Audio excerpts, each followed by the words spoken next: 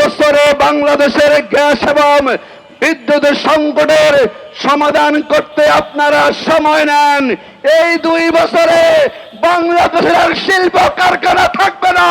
Gas সংকটের কারণে, বিদ্যুতের সংকটের কারণে আর কারখানা বন্ধ হোক। যারা যোগ্য কোম্পানি আছে এরকম মুক্ত করে দিতে হবে, কারণ নির্দিষ্ট কোম্পানি থাকলে শ্রমিকরা যাচাই বাছাই করার সুযোগ পায় না, তাদের যোগ্যতার মানদণ্ডে উত্তীর্ণ হতে হয় না এবং তারা শ্রমিকদেরকে জিম্মি করে 7 থেকে 8 লক্ষ টাকা তারা বাধ্য করবে দেওয়ার জন্য।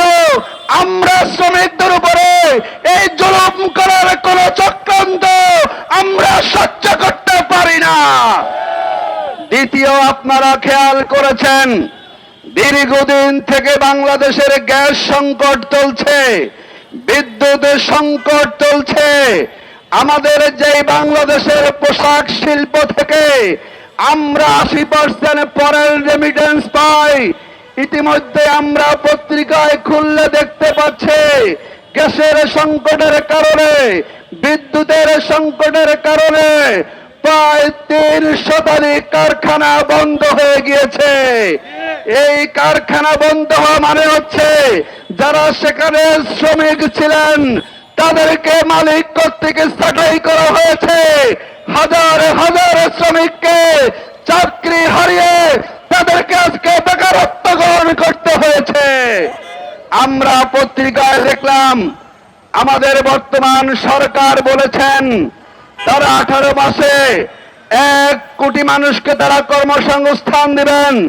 আমরা খুশি হয়েছিলাম, কিন্তু আমরা দেখলাম বিগত 6 মাসে সরকারের ব্যর্থতার কারণে 95টি কারখানা বন্ধ হয়েছে। এই কারখানাতে প্রায় 62,000 শ্রমিককে চাকরি হারাতে হয়েছে। আমরা সরকারকে বলবো, চাকরি আপনারা দিতে পারেন আর না পারেন, দয়া করে আমরা যেখানে কর্মরত আছি সেই জায়গার নিশ্চয়তা আপনাদেরকে দেন। আপনাদের চাকরি দিবেন বলে আমাদেরকে চাকরি ছেড়ে ঘরে গিয়ে পরিবার পরিজন নিয়ে অভিশাপের জীবন যাপন করতে হবে, এটা আমরা কখনো শ্রমিকরা চাই না। অবিলম্বে আহ্বান করব সরকারের প্রতি। সরকারের এক মন্ত্রী এক ধরনের কথা বলেন, কেউ বলেন 2 বছর লাগবে, কেউ বলেন 1 বছর লাগবে।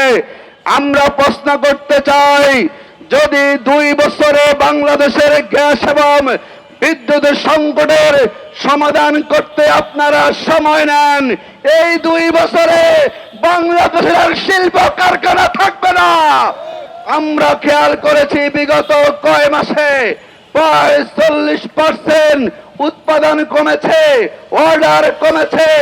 আর এই সংকটের কারণে আমাদের পাশের দেশ ভারতে সেখানে আমাদের পোশাক শিল্পের অর্ডার যাচ্ছে।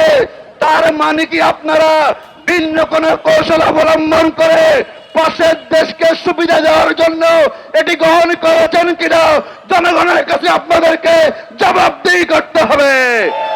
অবিলম্বে সকল শিল্প কলকারখানায় নিরবিচ্ছিন্ন গ্যাস দিতে হবে, বিদ্যুৎ দিতে হবে। আমরা চাই না গ্যাস সংকটের কারণে, বিদ্যুতের সংকটের কারণে আর কারখানা বন্ধ হোক, শ্রমিকের ছাঁটাই হোক, এটা আমরা দেখতে চাই না। আমরা সরকারের মন্ত্রীদেরকে বলবো, আপনারা তো আমাদেরকে অনেক কথা শুনিয়েছেন নির্বাচনের আগে। আপনারা অনেক অভিজ্ঞ দেশ পরিচালনায়, আপনারা 3 বার ক্ষমতায় ছিলেন। আমরা জনগণ বিশ্বাস করেছিলাম।